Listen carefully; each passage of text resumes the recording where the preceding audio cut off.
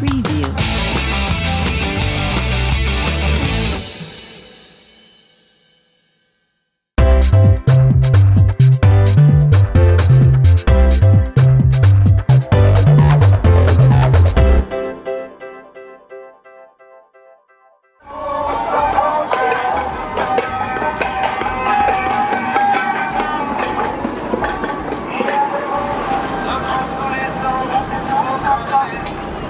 Cette marche, elle est organisée par l'Auberge des Migrants, une association qui est basée sur Calais, l'association principale qui accueille les migrants à Calais, en partenariat avec la Roya Citoyenne et avec les relais locaux qui nous accueillent sur toute la marche.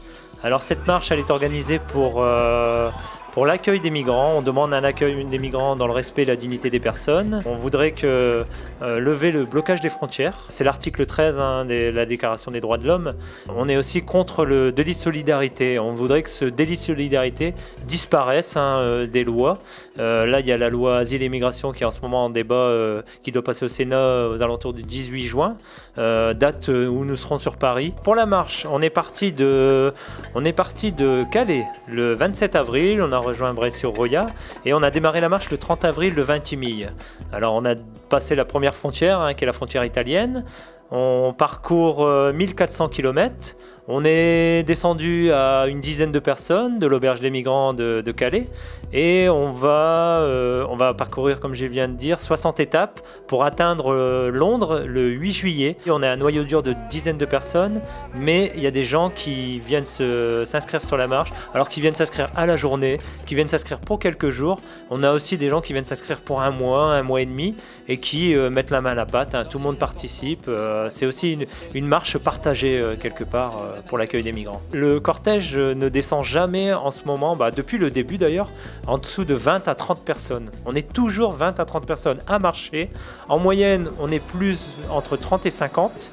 Et à l'arrivée dans les villes, on est à peu près, ces derniers jours, on était à une moyenne de 100 à 200 personnes à l'arrivée dans les villes. On a atteint des pics de 700 à 800 à Aix-en-Provence, de 1000 à 1500 à Marseille.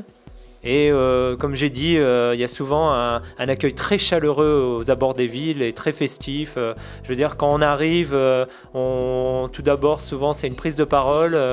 Ensuite, il y a un débat citoyen. Ensuite, il y a un repas partagé. Et souvent, ça se termine assez festivement en soirée musicale. Et le problème des migrants en France, c'est une question qui fait peur. C'est vraiment ça qu'on ressent.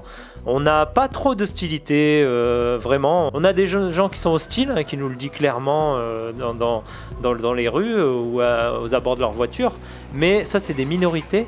On a la majorité, je dirais, des gens qui se renferment. Actuellement à Calais, on a à peu près 6 à 700 migrants. À Calais, il y a toujours des personnes qui passent en Angleterre depuis le démantèlement. Il y a une chasse au lieu de fixation. Au niveau de la communauté de Calais, ils ne veulent absolument aucun lieu de fixation. Donc même pour nous distribuer les repas ou pour donner une aide, même vestimentaire à des migrants, c'est la chasse, c'est la course-poursuite avec les forces de l'ordre. On a vu aussi des vols de tentes, il faut dire ce qui est. On prend leur tente, on prend le sac de couchage des migrants. Des fois, on les décourage en allant les déposer au loin quand ils se sont vraiment rapprochés de la frontière et en prenant leurs chaussures.